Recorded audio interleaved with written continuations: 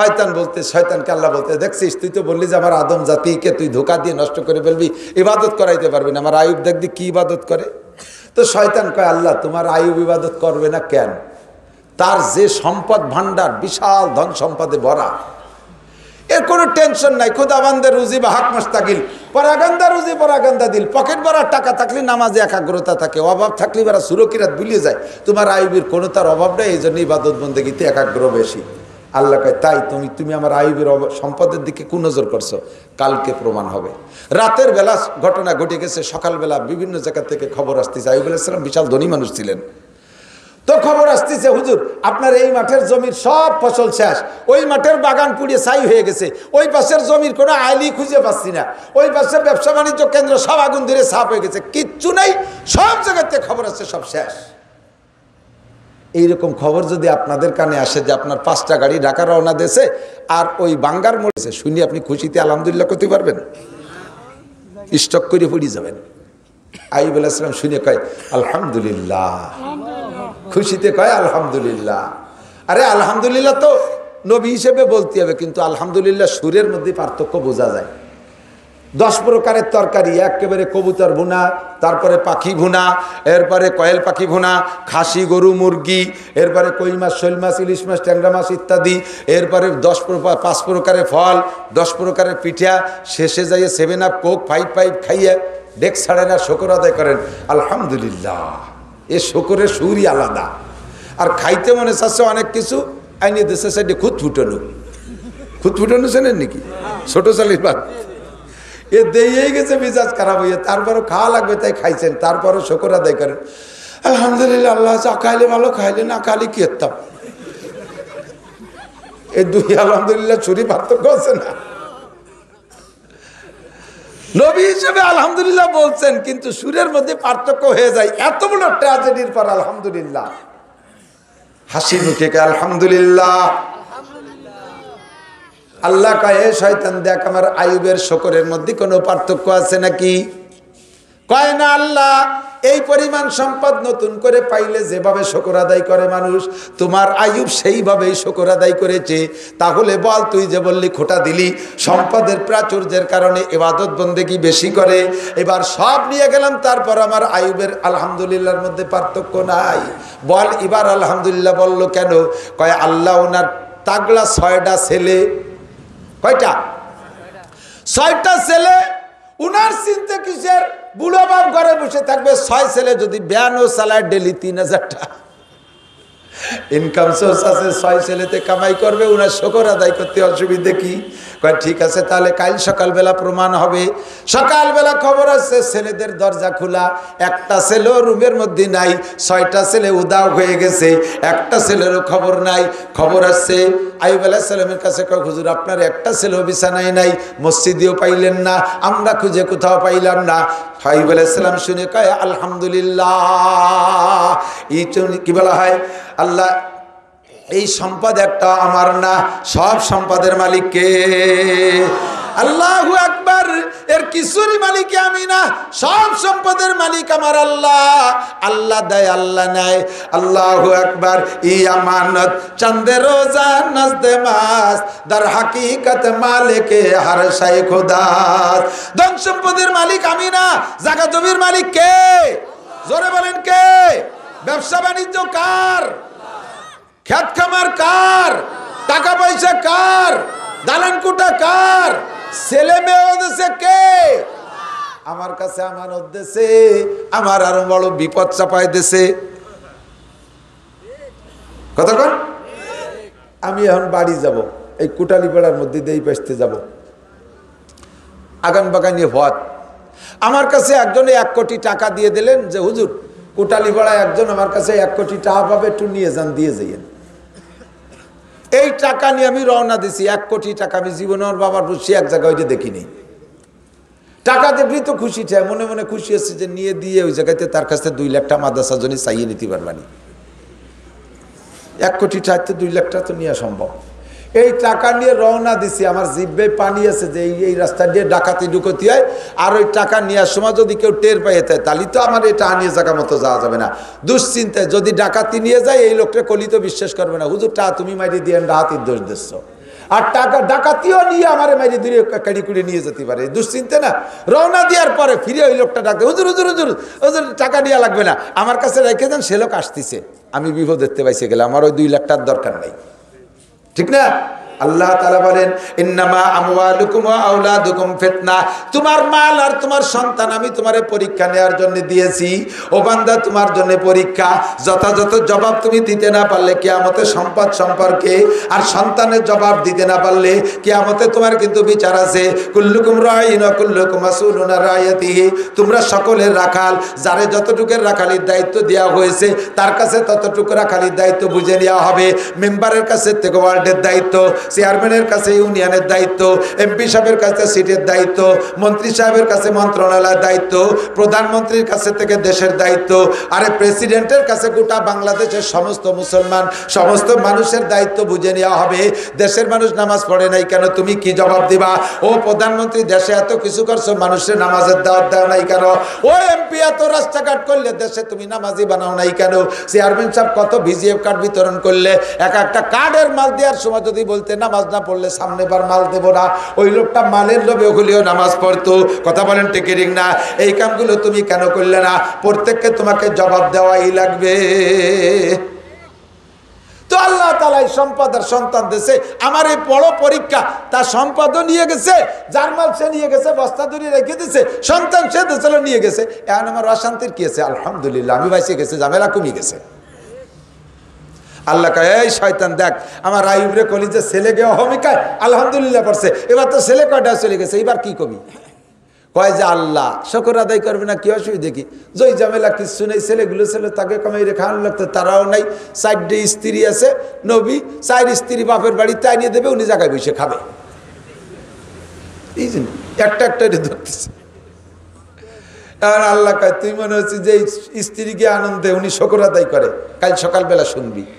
কাল সকালবেলা শুরু হয়ে গেছে খেলা, খবর আসলো যে 3 স্ত্রী 3 বিছানা থেকে হারাই গেছে, গায়েব হয়ে গেছে, খবর নেই। শুধু যে স্ত্রী রহিমা কাছে ছিলেন ওইটাই শুধু আছে, আর 3 স্ত্রী উদাও। খবর আসার সাথে সাথে কয় আলহামদুলিল্লাহ। এবার শুকর আদায় করেন কেন? কয় যে 3টে স্ত্রীকে ভরণ পোষণ সঠিকভাবে যদি না দিতে পারি, 4 স্ত্রীর হক যদি আমি আদায় করতে না পারি, কিয়ামতে জবাব দেওয়া লাগবে। আল্লাহ 3টে নিয়ে গেছে, একটা নিয়ে আমার কোনো জয় ঝামেলা নেই, আলহামদুলিল্লাহ। হ্যাঁ শয়তান, এবার আলহামদুলিল্লাহ কয় কে? কয় যে আল্লাহ কোনো ঝামেলা নাই, সংসারে কোনো খরচ বরচ কিছু নেই, স্বামী স্ত্রী 2জন, বক্তবৃন্দ দেবে, গায়ে গতরে ভালো আছে, শরীর স্বাস্থ্য ভালো, কামাই রে খাবে, অসুবিধা কি? আলহামদুলিল্লাহ কবে না, কবে কিনা? আল্লাহ কয় তুই এবার তার শরীরও ধরলি, কাল সকালের থেকে দেখবি। এবার সকালে ঘুমেতে উঠে সারা গা বসন্ত রোগীতে ফুসকা ধরে ফুলে গেছে, প্রত্যেকটা ফুসকার ভিতরে পোকা। এরপরে পোকা বাড়া শুরু হলো, বাড়তে বাড়তে বাড়তে বাড়তে এমন পোকা, আইয়ুব আলাইহিস সালাম শুয়ে থাকলে মানুষ আছে না নিচে, শুধু পোকার স্তূপ, এটা বোঝা যেত না। রক্ত মাংস সব খেয়ে ফেলাইছে, গায়ের উপরে কিচ্ছু নেই, চোখের এই পুতুলিটাও খেয়ে ফেলাইছে, মুখের এই মাংস খেয়ে ফেলাইছে, শুধু জিহ্বাটা ভালো আছে। উনি দোয়া করছেন, আল্লাহ সব খেয়ে ফেলুক, দুঃখ নাই, জিহ্বাটা যেন ভালো থাকে, আমি যেন জিহ্বাটা নাড়াইয়া তোমার জিকিরটা করতে পারি, এই জন্য আমার জিহ্বাটা যেন খায় না। এমন পোক, এমন গন্ধ, এত বিষাক্ত, সহ্য করতে পারেন না। একটা বারও উহ শব্দ বলে নাই, একটা বারও আহ শব্দ বলে নাই, ওই হালাতে চলতে আছে। দেখেন শুকর কোথায় যে ঠেকে, আল্লাহু আকবার। গন্ধের জ্বালায় প্রতিবেশীরা তাড়াই দিছে, মারিয়াম, রহিমা তোমার স্বামীরে নিয়ে সরো। ওই দেখে যে বাসায় খাবার খাইতে পারি না, নিয়ে গেলেন, রাস্তার পাশে একটা সাবলা করে রয়েছে, রাস্তার পথিকরা বলে 1 নজর দেখলে আমরা 1 মাস খাইতে পারি না, সরা ওই জায়গার থেকে নিয়ে গেছে ওই রাজরের ওই রাস্তার ওই মাথা, ওই যে ময়লা টয়লা ফেলায় না খাদ্য, যে 2-3 কিলোমিটার দূরে, ওইরকম শহরের ময়লা ফেলানো জায়গা, একটা সাবলা বান্ধে, কাদা কিসের ময়লা জায়গা, ওখানে সাপলা বান্ধা ওর ভিতরে একটা মাদুর বিছাইয়া স্বামীকে রাইখা রহিমা খেদমত করে। এই মা চাষিরা লক্ষ্য করো, মারা লক্ষ্য করো, আল্লাহু আকবার। ওখানে রাইখা হযরত রহিমা গ্রামে বেরোয়, সারাদিন টাইম মতো বাড়ি বাড়ি কাম কাজ করে, একটু সামান্য খাদ্য সংগ্রহ করে আইনিয়া স্বামীরে খানা খাওয়ায়, স্বামীরে কামাই করে খায়, পরিচর্যার কিচ্ছুই নেই, ওষুধপাতিতে কোনো কাজ হয় না, কেমন যেন এটা পোকার স্তূপ পড়ে রয়েছে। খাওয়ানোর সিস্টেম কি? হাতে দিলে হাতের আঙ্গুলের খোসায়, নখের খোসায় মুখে ব্যথা পায়, মুখও তো নাই, ছোটমোট কিচ্ছু নেই, দেবে কিভাবে? চামচ দিয়ে দিলেও পড়ে যায়, চামচই ব্যথা লাগে। মুখে খানা খাওয়ায় কিভাবে? রহিমা আল্লাহু আকবার। ওই খাবারে নরম করে হালুয়া বানাইয়া নিজের জিব্বেটারে চামচ বানাইয়া নিজের জিব্বের উপরে রাইখা স্বামীর ওই পচা পোকা পোকাওয়ালা মুখের ভিতরে হলকুপ পর্যন্ত জিব্বে ঢুকাই দিয়ে সুরসুর করে খানা ছাড়ে, আর উনি তারপরে গিলে খায়। একটানা 14 বছর খাওয়াইছে। একটা বারও আল্লাহর কাছে অভিযোগ করে নাই, আল্লাহ কি অপরাধ করলাম, এত রোগী এত রোগ কেন, এত বিপদ কেন দাও, কি অপরাধ করলাম? আমরা একটু রোগ ব্যাধি হলেই অপরাধ খুঁজে পাই না, কি করলাম কি করলাম যে আল্লাহ এই বুড়ো কালে এইরকম বিপদ দিল, খুঁজে পাই না। কতক্ষণ আমি মাগুরা গেছি, পানি ভবন মসজিদে বয়ান করছি রাতের বেলা, দিনের বেলা আর এক জায়গায় মাহফিলেছে রয়েছি। এক বুড়ো 60 বা 60 বয়স, প্যান্ট একটা ভরছে, তা ভাষা দিয়ে ওই দিয়ে পুড়ি যাচ্ছে, দাড়ি নাই। আরে মুসলমান বুড়ো হলি ভালো দেখা যায়, কারণ কি বুড়ো হলি মানুষের গালটাল বসে আছে ভেঙে যায়, তখন দাড়ি রাখলে একটা চেহারা বাড়ে।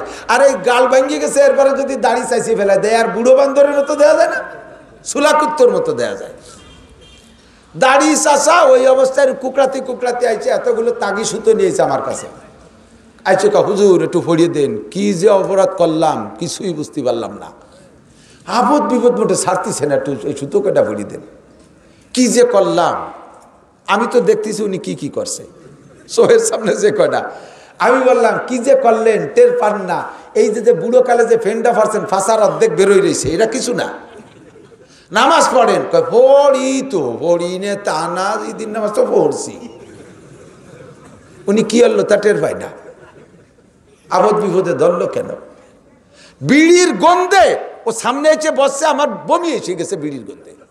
এবং তো বিড়ি খাও, কম একটু খাই, একটু বিড়ি একটু বেশি খাওয়া পড়ে, কি হলো তা টের পায় না।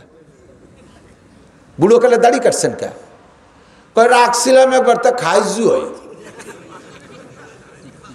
শুল্ক, এই জন্য কেটে নিয়েছে। উনি কি অপরাধ করছে টের পায় না। নামাজ পড়েন তত কইছি, ভাবে বোঝা যায় রোজাও রাখে না। রোজা রাখতাম যদি খালি বিড়ি খাওয়ার অনুমতিটা হতো, তাহলে রোজা সব কটা রাখতাম। এই বিড়ির জ্বালাই রোজা থাকতে পারি না। এ আছে না নাই কতক্ষণ? আমরা বলি কি অপরাধ করলাম যে এত আপদ বিপদ। আইয়ুব আলাইহিস সালাম একটা বারও বলে নাই আল্লাহ কি অপরাধ করলাম যে তুমি এত বিপদ দিচ্ছ।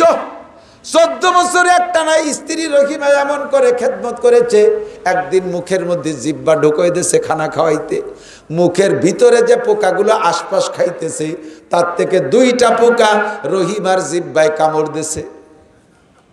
রহিমা দুই পোকার কামড়ে অজ্ঞান হয়ে পড়ে গেছে।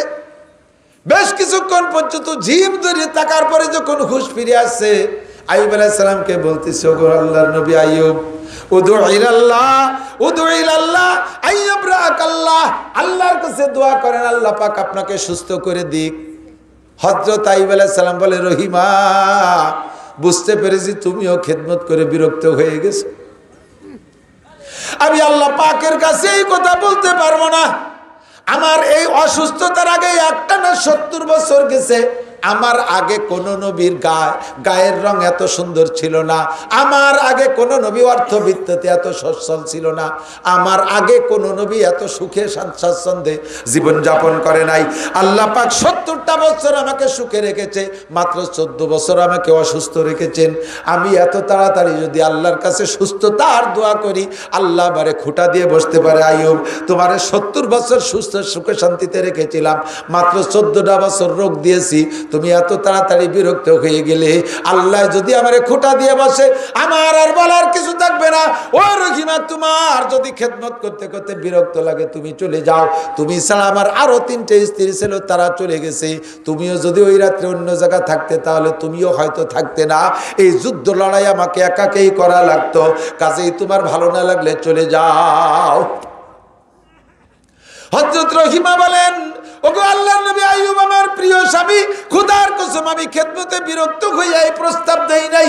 আপনাকে হাজার হাজার লক্ষ লক্ষ পোকায় আপনার গায়ের গোশত মাংস খুইসা খুইসা খাইলো, চোখের পুতুলিটা খেয়ে ফেলছে, গালের মাংস খেয়ে ফেলছে, আমাকে মাত্র 2টা পোকায় একটা করে কামড় দিয়েছে, তাই আমি 1 ঘন্টা অজ্ঞান।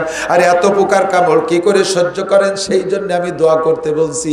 আল্লাহর কসম আমি খেদমতে বিরক্ত হয়ে বলি নাই, আপনি যদি আমার এই অকালে তাড়িয়ে দেন, আমার দুনিয়া ভাসি হবে না, আখিরাত ভাসি হবে না। আমার খুশনসিব যে আমি আপনার খেদমতে থাকতে পারছি, আমারে তাড়িয়ে দিয়েন না। রহিমা কয়, আর জীবনে কোনোদিন আমি বলবো না যতদিন আপনি নিজে না বলেন। বাস, তারপরে আরো 4 বছর যাইতে যাইতে যাইতে যাইতে 18 বছর পুড়ে গেছে। সন্ধ্যার আগে উনি চলে গেছেন, রহিমা খাদ্য সংগ্রহ করতে গেছে। খাদ্য সংগ্রহ করে আসতে আজকে একটু বেশি অন্ধকার হয়ে গেছে। মাগরিবের রক্ত হওয়ার সঙ্গে সঙ্গে জিবরিল আলাইহিস সালাতু ওয়াস সালামকে আল্লাহ পাঠিয়েছে। আর একটা শুকর, এদিক তাকান। আয়েশা সালাম দিয়েছে, আসসালামু আলাইকুম ইয়া নবী আল্লাহ, কাইফা হালুকা। ওগো আল্লাহর নবী সালাম দিয়েছে আগে আসসালামু আলাইকুম কইয়া, ইয়া নবী আল্লাহ আইয়ুব কাইফা হালুকা, হে আল্লাহর নবী আইয়ুব আপনি কেমন আছেন? কেমন আছে দেখতেছে না? আমাদের সমাজে যদি কোনো বুড়ো রুগ্ন মানুষ বিছানে পড়া থাকে, আর কেউ যদি আইসে কয় কাকা কেমন আছেন, আসসালামু আলাইকুম, কি কয়? সোহে দাও না, কানা হয়ে আইসো নি, কিরম আছো দেও না, চোর গেছে। আইয়ুব আলাইহিস সালাম সালামের উত্তর সঙ্গে সঙ্গে না দিয়ে মুখ বন্ধ করে রয়েছে কিছুক্ষণ। কিছুক্ষণ পরে সালামের উত্তর দিয়ে কয়, ওয়া আলাইকা সালাম ইয়া জিবরাইল। মুখে তো গোস্ত নাই, হাসি আর কান্না বোঝা যায় না, তবে কণ্ঠের ভাবে বোঝা যায় বড় খুশির সাথে বলতেছেন আলহামদুলিল্লাহ, আল্লাহু আকবার, আলহামদুলিল্লাহ, আলহামদুলিল্লাহ, আলহামদুলিল্লাহ। তবে ভাই জিবরাইল, আমি সালামের উত্তর দিতে একটু দেরি করে ফেলেছি, তুমি কি কষ্ট পেয়েছো? জিবরাইল কয়, হ্যাঁ আমি আজকে একটু কষ্ট পেয়েছি। অন্যদিন সালাম দেওয়ার সঙ্গে সঙ্গে উত্তর দেন, আজ কেন দেরি করলেন?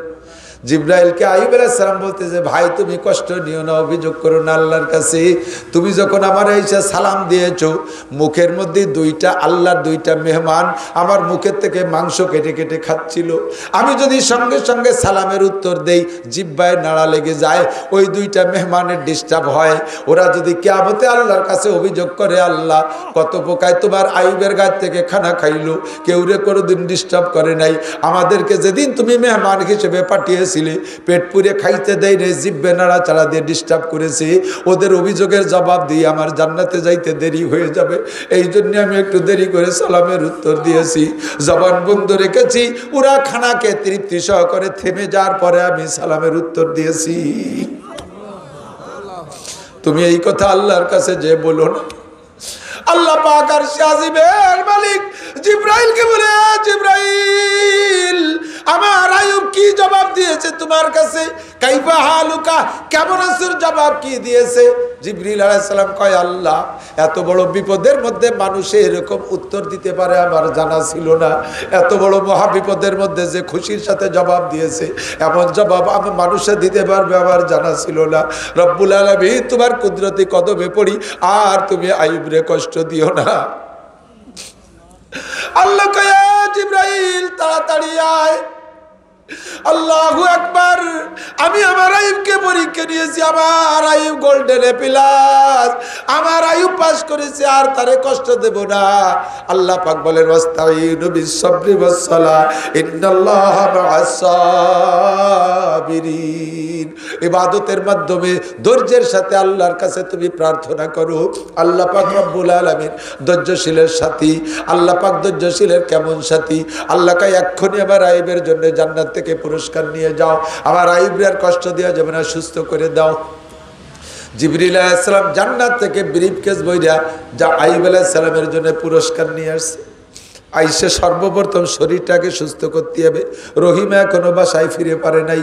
আইয়ুব আলাইহিস সালামকে বলছে, ভাই আইয়ুব, মাটিতে পায়ের গোড়ালি দিয়ে একটু আঘাত করেন। জায়গা তো নরম সাথে পায়ের গোড়ালি দিয়ে মাটিতে একটু আঘাত করেন। আইয়ুব আলাইহিস সালাম কান্দে দিয়েছে, কয় এতদিন কান্দি নেই, আজকে না কান্দে পারছি না, আবেগ আর সামলাইতে পারছি না। কয়, ভাই জিবরাইল, আমার পায়ে তো গোড়ালি নাই, আমার পায়ে সম্পূর্ণ হাড্ডি হয়ে গেছে, আমার পায়ে তো গোড়ালি নাই, কি দিয়ে আঘাত করবো? জিবরিল আলাইহিস সালাম বলেন ওয়াল্লাযীনা জাহাদু ফীনা লানাহদিয়ান্নাহুম সুবুলানা ওয়া ইন্নাল্লাহা লামাআল মুহসিনিন। তুমি একটু চেষ্টা করতে হবে, বাকিটুক আল্লাহ পাক করবে, তোমারটুক তোমার করতেই হবে। আইয়ুব, তুমি যা পারো পাডা মাটিতে রাখো, নরম জায়গা পা রাখছে, হাড্ডিটা একটু নিচু হয়ে গেছে, এবার আল্লাহর রহমতের পানি ওখান থেকে ফোয়ারা জারি হয়ে গেছে। প্রয়োজন পরিমাণ পানি জিবরিল আলাইহিস সালাম কাদা দিয়ে একটা হাউস বানায় আটকায় দিয়েছে পানিকে, কয় এই পানি একটু পান করেন আর এই পানি দিয়ে গোসল করেন, গায়ে ছিটিয়ে নেন। যখনই একটু পানি ওখান থেকে মুখে দিয়ে পান করছে, গায়ের সমস্ত পোকাগুলো মুহূর্তের ভিতরে ঝরঝর করে পড়েছে, একটা পোকাও গায়ে নাই। এবার পানি আবার গায়ে পায়ে গায়ে পানি নেন, পানি ছিটায় গায়ে নিচে নেওয়ার সঙ্গে সঙ্গে একটা সেকেন্ডও দেরি হয় নাই। আল্লাহু আকবার। বান্দাকে চিকিৎসা করার জন্য আল্লাহ যদি কেউরে চিকিৎসা করে, তার সুস্থতার জন্য আমেরিকা যাওয়া লাগে না, চেন্নাই যাওয়া লাগে না, লন্ডন যাওয়া লাগে না। ওয়াইজা আরাদা শাইআন আইয়াকুলা লাহু কুন ফায়াকুন। কাপনুন পেশ কুন বলতে যে দেরি, বান্দার হইতে কিছু দেরি হয় না। আল্লাহ পাক মুহূর্তের ভিতরে আইয়ুব আলাইহিস সালামকে আগের চাইতে দ্বিগুণ শক্তিওয়ালা একটা দেহ, আগের চাইতে দ্বিগুণ চেহারাওয়ালা একটা দেহ, সুন্দর করে সুটম একটা বডির অধিকারী করে দিয়েছে, মুহূর্তের মধ্যে কমপ্লিট। এবার জিবরিল আলাইহিস সালাম ব্রিফকেস খুলে জান্নাতি পুরস্কার দেওয়া শুরু করলেন। 1 নম্বরে জান্নাতি পায়জামা, কোন সুবহানাল্লাহ। 2 নম্বরে জান্নাতি জামা, বলবেন না সুবহানাল্লাহ। 3 নম্বরে জান্নাতি টুপি, 4 নম্বরে জান্নাতি পাগড়ি, 5 নম্বরে জান্নাতি একখান জায়নামাজ দেছে। জামা টুপি পাগড়ি পইরা জায়নামাজ দেছে মাগরিবের সময়। আইয়ুব আলাইহিস সালাম কয় জিবরাইল দাঁড়াও, আল্লাহ যখন জায়নামাজ পাঠাইছে এই জায়নামাজের হকটা আদায় করে নেই। মালিক আমারে পরীক্ষায় পাশ করাইছে, এইগুলো পাইছি, এ খুশিতে আমি খুশি না। আমি যে 18 বছর পর্যন্ত যুদ্ধ করে জিততে পারছি, আমার এই যুদ্ধ আল্লাহ পাক খুশি করেছে, পছন্দ করেছে, কাজেই আমি এর শুকর আদায় করে নিই। আমার আল্লাহ এই ধৈর্যের পরীক্ষায় পাশ করার শুকর। সঙ্গে সঙ্গে 4 রাকাত নামাজে দাঁড়াই গেছে, 4 রাকাত নামাজে দাঁড়াই গেছে মাগরিবের সময়। মাগরিবের ফরজ নামাজ কয় রাকাত? উনি 4 রাকাতে দাঁড়াই গেছে। পড়তে পড়তে 3 রাকাত পড়ে সালাম ফিরিয়ে দিছে। জিবরিল আলাইহিস সালাম পাশে থাইকে কয় নাওয়াইতা বি আরবা ওয়া সাল্লাম তাআলা সালেসে রাকা, আপনার তো নামাজে ভুল হইছে, 4 রাকাতের নিয়ত করে দি 3 রাকাত পড়ে সালাম ফিরিয়ে দিছেন। আল্লাহ পাক উপর থেকে জিবরাইলকে বলে তোমারে লুকমা দিতে কইছে কেডা? তুমি তো তার নামাজের শরীক না, তুমি তো বাইরের, তুমি নামাজের মধ্যে লুকমা দাও কা? আল্লাহ আমার সামনে আমি জানি 4 রাকাতের নিয়ত করছে, 3 রাকাত পড়ে সালাম ফিরিয়ে দিছে, আমি ছাড়া এই জায়গা তো আর কেউ নাই, লুকমা দেবে কিনা? আল্লাহ কয় লাগবে না তোমার লুকমা দিয়া। আমার আইয়ুব কানতে কানতে খুশিতে খুশিতে 1 রাকাত ভুলে 3 রাকাতে সালাম ফিরিয়ে দিছে। কদ কাফাহু, ওই 3 রাকাতই যথেষ্ট। আমার আইয়ুবের এই 3 রাকাত আমার বড় ভালো লেগেছে। কিয়ামত পর্যন্ত এই 3 রাকাত চালু থাকবে এবং অন্য কোন নবীর উম্মতের মধ্যে নয়, আখেরি নবী মুহাম্মদ রাসূলুল্লাহ সাল্লাল্লাহু আলাইহি ওয়াসাল্লামের উম্মতের মাধ্যমে এই মাগরিবের 3 রাকাত আমি ফরজ চালু রাখবো। কিয়ামত পর্যন্ত যত মানুষ মাগরিবের 3 রাকাত ফরজ পড়বে সে তো সওয়াব পাবেই পাবে, সমপরিমাণ নেকি আবার আইয়ুবের আমলনামায় চলে যাবে। আল্লাহ কিসসা হলো এই কোরআনের কিসসা, কয় যে 18 সিজদা দিল কে? চিন্তা করতে পারেন গাজাখোরকে গল্প। এরপরে সুন্দর করে বসে রয়েছে জান্নাতি জামা পোশাক পরে, এখন ওই জায়গায় তার গন্ধ নাই, আগে তো বিশ্রী গন্ধ। এই পোশাক আশাকের কারণে পুরো এলাকা জুড়ে একটা ভিন্ন ঘিরান। এর মধ্যে রহিমা আসছেন, আইসা রুমের মধ্যে ঢুকছে, একটু তাড়াহুড়া করে আসছে, দেরি হয়ে গেছে, রেখে গেলাম তা আবার শিয়াল কুত্তে খেয়ে ফেললো নাকি মরামরি মনে এরিয়া, তাড়াহুড়া করে চলে আসছে। আইসে রুমের মধ্যে উকি মারিয়ে দেখে যে স্বামী নাই, খুব হ্যান্ডসাম সুদর্শন পুরুষ একজন বসা, লজ্জাতে মুখ গিরিয়ে সরিয়ে চলে গেছে। আমাকে দেশের বিটিরাও লিখিয়ে তখন তো এই মরামরিরা কুত্তই খেয়ে গেছে, আল্লাহ আমারে ভালো একটা স্বামী হাদিয়া দেছে, এই বলে যাই আলিঙ্গন করতো। রহিমার সাথে সাথে পর্দা করে মুখ গিরে বাইরে সরে যাইয়া ঘুরতেছে আর কাঁদতেছে, আল্লাহ আমি 58 বছর খেদমত করলাম, শেষকালে আইসা কোন বাকে বাঘ ভাল্লুকি খেয়ে গেল, এই সময় আমি কেন কি জন্য বাইরে থাকলাম, আমি কেন পাশে থাকলাম না, এইগুলো বিলাপ করতেছে আর পাশে ঘুরতেছে, আর খুঁজে পায় না। পাশে এসে আইয়ুব আলাইহিস সালাম তো দেখতেছে তামাশা, উনি তো বুঝছে যে রহিম আমারে চিনতেছে না বিদায় এই পাগলামি করতেছে, উনি মুসকি মুসকি হাসতেছে, আগের থেকে কিছু বলতেছে না। ঘুরিয়ে ঘুরিয়ে একবার সামনে দরজায় আসে, একবার উকি মেরে দেখে আবার সরে চলে যায়। এবার ডেকে বলছে, রহিমা কি খবর, আসো, চলে যাও কেন, তুমি কাকে খোঁজো? কয় যে এখানে ভাই আপনি কে? আমার স্বামী এ জায়গা ছিল, উনি আইয়ুব আলাইহিস সালাম, একটা পোকার বাসা, আপনি কি দেখেছেন বাঘভাল্লুকি শিয়াল কুত্তায় খেয়ে ফেলাইছে, এরপরে কি আপনি এসে জায়গা দখল করছেন নাকি, আপনি কে? তো আইয়ুব আলাইহিস সালাম বলতেছে, রহিমা আমি তোমার স্বামী আইয়ুব, আল্লাহর কুদরতের পর বিশ্বাস আছে, কিন্তু এত তাড়াতাড়ি যে পরিবর্তন হবে এ তো মানে ব্রেনে ধরে না, মেনে নিয়ে যায় কিন্তু ব্রেনে ধরে না যে এত তাড়াতাড়ি পরিবর্তন। তো বলতেছে, ভাই মিথ্যে কথা বলবেন না, উনি আমার স্বামী, উনি একজন নবী, জলিলুল কদর নবী, আপনি তার স্থানে আমাকে ধোঁকা দেবেন না। তা আইয়ুব আলাইহিস সালাম বলতেছে, রহিমা তুমি কি তোমার স্বামী আইয়ুব আলাইহিস সালামের সেই প্রথম চেহারা, স্বাস্থ্য, কোনো অঙ্গ প্রত্যঙ্গের কথা মনে আছে? বলে, হ্যাঁ আমার মনে আছে।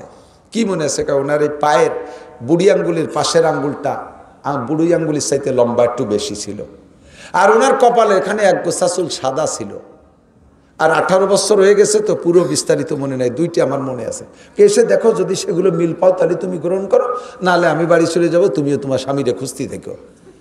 আইসে দেখে, মিল করে দেখে যে সেই দুই জায়গায় সেই অবস্থা আছে। হুবহু আল্লাহ ফিরে দিতে পারে কি পারে না? হ্যাঁ ভাই, পারে কি পারে না? তাহলে আমি আপনি মারা যাওয়ার পরে কিয়ামতে হুবহু এই বডিতে আল্লাহ উঠাইতে পারবে কি পারবে না? মিনহা খলাকনাকুম ওয়া ফিহা নুঈদুকুম ওয়া মিনহা নুখরিজুকুম তারাতান উখরা। যেমন বলিতে আল্লাহর নবী বলেন, তামুতুনা কামা তাহইয়াউন ওয়া তুহশারুনা কামা তামুতুন। হে দুনিয়ার মানুষ, জেনে নাও, যেমন হবে তোমার জীবন যাপন, মরণ হবে তোমার তেমন। মরণ হবে তোমার যেমন, হাসরের মাঠে উঠা হবে তোমার তেমন। দাড়ি টুপি পাগড়ি সহ জীবন যাপন, মরণটা ওই চেহারায় হবে, হাসরের মাঠে ওই চেহারায় উঠবা। দাড়ি কাটা, মোস কাটা, এই অবস্থায় প্যান্ট শার্ট টাই কোট পরা, গাজায়া বা ফেন্সিডিল হিরোইন খোর অবস্থায় তোমার মরণ জীবন যাপন, তোমার মরণটা হবে ওই হালাতে, হাসরের মাঠে উঠবা তুমি ওই হালাতে। এ মহিলা, পর্দার হালাতে জীবন যাপন করেছো, মরণ তোমার পর্দার হালাতে, হাসরের মাঠে পর্দা নিষিদ্ধের সাথে উঠবা। এ মহিলা, তুমি পার্কে ঘুরিয়ে ঘুরিয়ে কক্সবাজার কুয়াকাটা যাইয়া সমুদ্র সৈকতে আনন্দ করতে যে মারা গেছো, জীবন যাপন তোমার যেমন, মরণ হবে তোমার তেমন। আর ওইরকম পার্ক পার্টির সাথে, শিক্ষা সফর পার্টির সাথে তোমার হাসর হবে। রহিমা আলাইহিস সালাতু ওয়াস সালাম যাইয়া মিল পেয়ে গেছে, খুশিতে বাগ বাগ। এখন আমি কি দিয়ে শুকর আদায় করবো? ইয়া নবী আল্লাহ, বিমা শাকারতাল্লাহ, তুমি কি দিয়ে আল্লাহ শুকর আদায় করছো বলো, আমিও তাই দিয়ে শুকর আদায় করো। সাল্লাইতু সালাসা রাকাত, আমি 3 রাকাত নামাজ পড়েছি, 4 রাকাতের নিয়ত করে দাঁড়াইতা ভুলে 3 রাকাত পড়ছি, আল্লাহ পাক আমার এই 3 রাকাত কবুল করছে। রহিমা বলতেছেন, যায় নামাজটা আমাকে দেন, আমিও 3 রাকাত পড়ে নেই। রহিমাও 3 রাকাত পড়লেন। কয় তাহলে কিয়ামত পর্যন্ত যত মহিলারা 3 রাকাত মাগরিবের পড়বে, সেই পরিমাণ নেকি আমার রহিমার আমলনামায় জমা হতে থাকবে। আল্লাহু আকবার। আল্লাহ পাক এইভাবে আমলকে জিন্দা রাখে। এখন এইভাবে চলে আসছেন ওখান থেকে দুইজনে, বাসায় চলে আসছেন। এদিক তাকান, লাস্টে বলতে চাই যেটা, সেটা হলো এই যে মহিলা রহিমা নাম, উনি স্বামীকে 18 বছর এভাবে পোকার বাসাটা কোলে কাহেরে পালছে, মুখের মধ্যে জিব্বা ঢুকাই দিয়ে পোকার বাসার মধ্যে খানা খাওয়াইছে। এই মহিলাটা কোন ফ্যামিলির মহিলা জানেন? নিচু মানের কোনো ফ্যামিলি না, কোনো গরিব মানুষের মেয়ে না, কোনো দুর্বল পরিবারের মেয়ে না, বড় সবাল। আমাদের দেশের চেয়ারম্যানের মাইয়ে বিয়ে দিলি জীবন স্বামীর এই জাতীয় খেদমত করবে না, একটু উল্টো পাল্টা হলি কয় কি যে আব্বা কোন রুগা কুড়িয়ের সাথে আমার বিয়ে দিছো, ও যে ওর কিচ্ছু নাই, তাড়াতাড়ি আর এক জায়গায় সিট পাল্টাই দাও। শ্বশুর শাশুড়ির খেদমত তো দূরের কথা, স্বামীরও খেদমত করতে চায় না। মাই যদি লেখাপড়া থেকে স্বামীর খেদমত করতে চায় না, বংশীয় হলেও স্বামীর খেদমত করতে চায় না। কিন্তু এই মহিলাটার বংশ পরিচয় নেবেন, জানেন কে? এই মহিলাটার প্রথম পুরুষ ইব্রাহিম আলাইহিস সালাম, মুসলিম জাতির পিতা। ইব্রাহিম আলাইহিস সালাম মুসলিম জাতির পিতা না? তার ছেলে ইসহাক আলাইহিস সালাম আর এক নবী, তার ছেলে ইয়াকুব আলাইহিস সালাম আর এক নবী, তার ছেলে ইউসুফ আলাইহিস সালাম আর এক নবী, তার ছেলে মানসা আলাইহিস সালাম আর এক নবী। এই মানসা আলাইহিস সালামের মায়ের নাম রহিমা। পূর্বপুরুষ 5 জন এবং বংশ ভরে নবী, সবচাইতে বেশি নবী জন্ম নিয়েছে বনি ইসরাইলে, সেই বংশের মাইয়া। এবং নবীর মেয়ে বংশ ধরে বড় বড় জলিলুল কদর নবী সেই বংশের মাইয়ে হইয়া স্বামীকে এভাবে খেদমত করছে। ফাতাবিরু ইয়া উলিল আবসার, ও আমার মা বোনরা, পর্দার আড়ালে যারা আছো, এখান থেকে তুমি শিক্ষা গ্রহণ করো। স্বামীর খেদমতের ভিতরে বস্তা ভরে নেকি। আল্লাহ তাআলা আমাকে আপনাকে সময় দিয়েছে কম, অল্প সময়ের ভিতরে আমাকে বেশি কামাই করে যেতে হবে। কথা বলেন ঠিক কি ঠিক না? নবী পাক আল্লাহ পাক রব্বুল আলামিন বলেন, ইয়া আইয়ুহান নাবিয়্যু ইন্না আরসালনাকা, ওই জায়গাটা ফিনিশিং দিয়ে আসি, মনে আছে নাকি? 1 নম্বরে গানের মধ্যে মিথ্যে কথা আছে না নাই? 2 নম্বরে বাজনা ছাড়া গানে মজা হয়, বাজনা ছাড়া মজা হয় না। 3 নম্বরে গানের মধ্যে গায়িকা মহিলা আছে না নাই? পুরুষের গানে তো কোনো স্বাদই নাই। এ দামড়াগুলো গায় কে? ছেলেরা যদি গায় কয় এ দামড়াগুলো গান গায়, ওর কি শোনে? মেয়েরা গাবে এটা আলাদা। 4 নম্বরে সাবালেক পুরুষের কণ্ঠ মোটা হয়ে যায়, মজা পাওয়া যায় না। ছোট নাবালেক দিয়ে গায়ে গায়ে মজা নাও। এই মজার ভিতরে জেনার গুনাহ আছে, এই মজার ভিতরে জেনার গুনাহ আছে, তার চাইতে বড় মারাত্মক গুনাহ আছে। ভালো করে খুলে কইতে গেলে শেষে আর একদল পিছনে লেগে যায়। ওই আলী হাসান ওসামা কইয়ে শেষে তো সে ফেসবুক গরম হয়ে গেছে। তবে তার কথা সত্য, আমি একমত। 5 নম্বরে গানের মধ্যে সত্যি কথা কিন্তু চরিত্র নষ্ট করে। ছোটবেলায় মেলা গান শুনতাম, সে গানে পাল্টে গেছে মুরব্বী। এখন কি কইতো? সাদের লাউ বানাইলো মোরে তরকারি, মনে আছে নাকি? কুটি কেলি গান। নিরিক বন্দরে, মনে আছে না? রূপে আমার আগুন জ্বলে, যৌবন বরাওয়াঙ্গে, প্রেমের সুধা পান করে নাও, আয় রে আমার দিওয়ানা। আমাকে ছোটবেলায় এলো এইগুলো ছিল নষ্ট গান। আর এখন যা হয়েছে তা তো গাওয়া যায় না, শোনাও যায় না। একটা তো আল্লাহ নামাইছে সংসদেরতে, ওর বুক বলে 12 মাস কাল ফাটি যায়। কত বড় পাছিল আল্লাহ চুল ধরে নামাইছে। এবার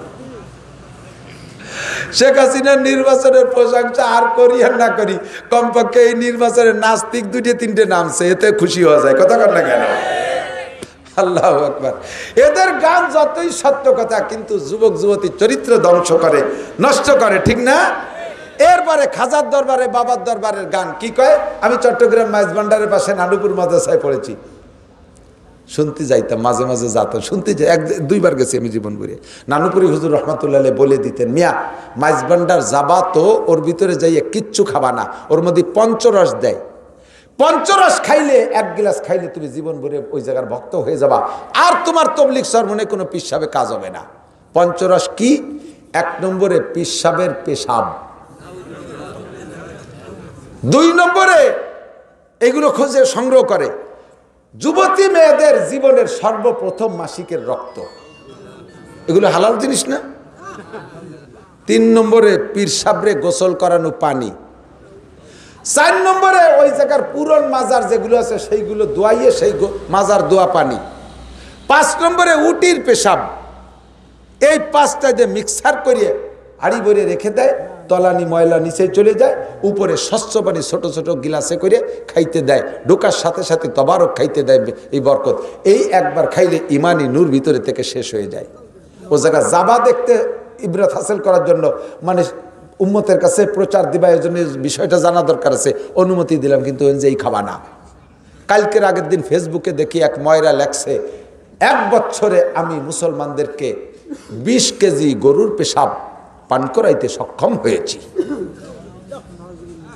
1 বছরে 20 কেজি গরুর পেশাব মুসলমানদেরকে খাওয়াইতে সক্ষম হয়েছি, রসমালাই মিষ্টির মাধ্যমে। কারণ ওনাদের বরকত হলো গো পেশাবের ভিতরে, গোচানার ভিতরে সকালবেলা মিষ্টি বানানো, রাতের মিষ্টি বানানোর ভিতরে গরুর ছানা একটু দিয়ে দেয়। হাজার হাজার মনের মধ্যে যদি 1 ফুট দেয়, তা হালাল থাকবে না হারাম হবে? এই পেশাব মিষ্টির দোকানে ময়রা, হিন্দু ময়রারা এভাবে আমাদেরকে খাওয়াই দিচ্ছে, আমরা জানি না।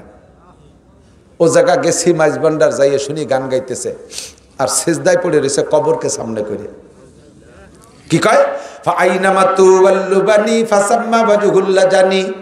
কোরআন শরীফের আয়াত দিয়ে গান বানাইছে, সাথে সাথে জড়িত বলা আছে, লা শারীকা সিজদা করি কবুল করো রব্বানা।